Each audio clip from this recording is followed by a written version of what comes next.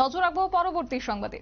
বিপজ্জনক অবস্থায় রয়েছে বিদ্যুতের খুঁটি এবং তাও আবার মহারাজগঞ্জ বাজারে, যে বাজারে নিত্যদিন বহু মানুষের যাতায়াত এবং সেই জায়গা থেকে বিদ্যুতের খুঁটি এই অবস্থায় থাকাতে, বিপজ্জনক অবস্থায় থাকাতে রীতিমতো আশঙ্কায় ভুগছেন সেখানের ব্যবসায়ীরা এবং একই সঙ্গে যারা যাতায়াত করছেন প্রত্যেক দিন, তারাও কিন্তু একটা বিপদের আশঙ্কা কোথাও গিয়ে দেখতে পাচ্ছেন। তবে যাই হোক, আজকের এই বিষয় থেকে কি অভিযোগ বা কি বক্তব্য রয়েছে শুনুন।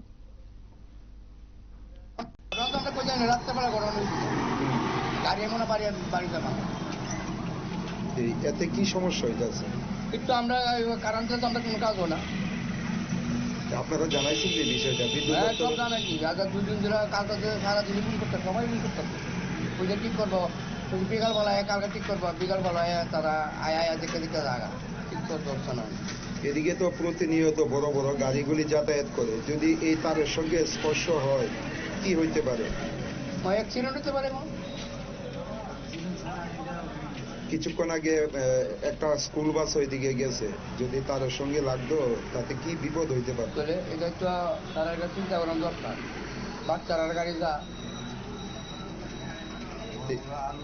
এদিকে তো দোকানও আছে, দোকানদারের কি? সব দোকানদার বিদ্যুৎ মানে এই যে খুঁটিটা যে ভাঙা হয়েছে, এতে কি মানে ব্যবসায়ীদের কোনো অসুবিধা হইতেছে? হইতেছে না, তোমার আমরা ব্যবসা বন্ধ হইতেছে, ওই তারা কাজ বন্ধ হইতেছে,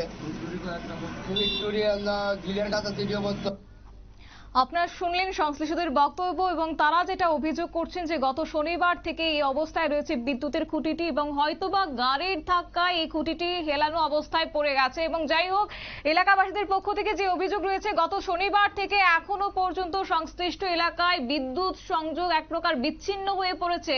বিদ্যুৎ দপ্তরকে জানানো হলেও এখনো পর্যন্ত বিদ্যুৎ দপ্তরে কোনো কর্মী এসে সেখানে পরিদর্শন করে যাননি। এলাকাবাসীরা সেই অভিযোগ করছেন এবং বিশেষ করে এই নিয়ে এই মুহূর্তে বিপজ্জনক বা বিপদের আশঙ্কায় ভুগছেন মহারাজগঞ্জ বাজারের ব্যবসায়ীরা এবং একই সঙ্গে সেই সংশ্লিষ্ট এলাকার বাসিন্দারাও। তবে বিদ্যুৎ দপ্তর কি করছে, তাদের ভূমিকাটাই বা কি রয়েছে, সে নিয়ে কিন্তু আবারও বিদ্যুৎ দপ্তর প্রশ্নচিহ্নের মুখে। নিয়ে নিচ্ছে ছোট্ট একটি বিজ্ঞাপন বিরতির সঙ্গে থাকুন।